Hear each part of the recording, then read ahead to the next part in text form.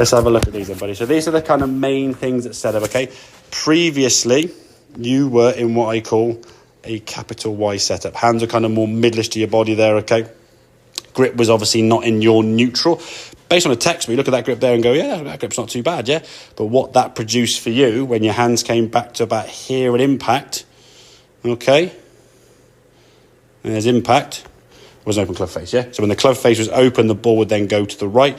Your ways in which you'd fix that would be kind of flicking the hands. So the hands would then be back here. That would square the club face up, but cause your contact to be back here. So you either fat it straight or you slice it right with a good contact, yeah? And then you're trying to sort of find a magical, I'll move the ball further back and I'll do this and changes. And then you're changing so many things and you're completely lost, okay? Then every now and then you get a really good shot, go, what do I do differently there to get that good one? You don't know, yeah? So the feeling you've got to have is that these shoulders are slightly tilted, head's behind the golf ball more, okay? Getting into more of the sort of lowercase Y that I like to sort of see.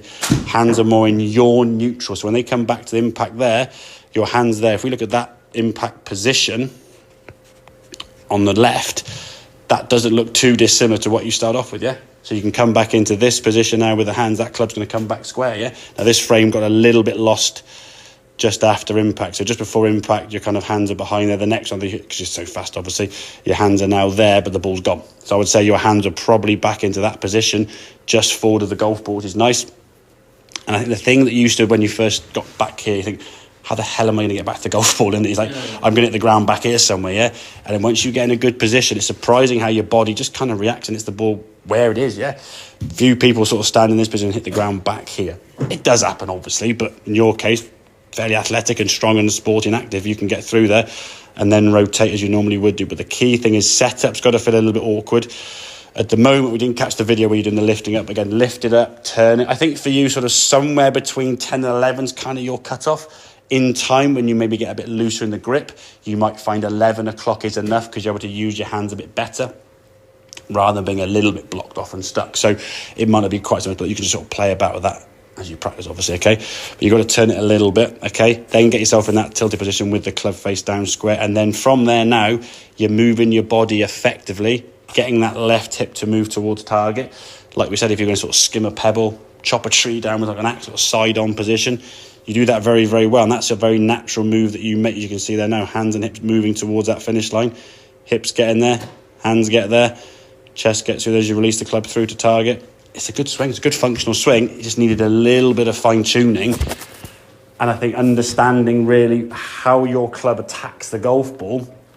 Your club was always coming from outside the line, sort of here somewhere, trying to square the club face up. Because I think you kind of knew the club would come back open, but didn't really know then how to fix it. And you would try to mask it with some other adjustments. Over the top, flick the hand, yeah? And that's always going to be the sort of three things we sort of over the top, flicking the hands, or off the back foot. Usually those three things will square the club face up, but at the cost of fatting, pulling, thinning, duffing it left, yeah? And then every now and then you sort of get that mix just right, and it's a cracking golf shot. And then you get peed off because you've hit one 250 at the middle of the fairway, and your next ball goes 3 yards in front, and you go, what was the bloody difference, yeah? So setup, I'd rather feel uncomfortable. You can practice that statically for a minute, 2, 3, 4, 5 a day in front of a mirror, and then just swing normal, yeah? Because it's easy to swing normal and feel weird at setup than feel good at setup and have to try and adjust your swing and make it feel unnatural, yeah? Does that make sense?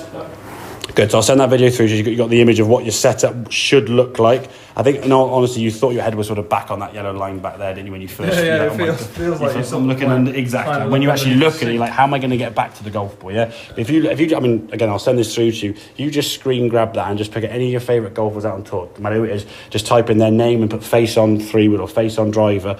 It will look pretty much like that, yeah? Their head will be behind the golf ball probably that much, yeah?